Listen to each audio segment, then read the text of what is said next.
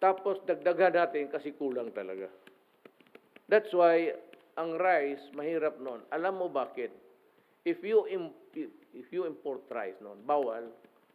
Kung hindi man bawal, magkuha ka ng quota. Quota sa kurakot.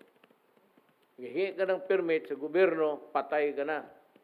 Dadaan ka ng ilang opisina, hingi-hingi dito, hanggang pagbili mo sa rice.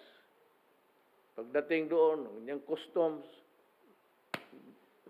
hingi pa, handlers hingi, tapos maghingi pa, paglabas mo, yung mga police dyan, maghingi ng checkpoint, pag doon sa taas, hingi, LTO. Putang ina. Meron bang isa? Yung Department of tanggalin ninyo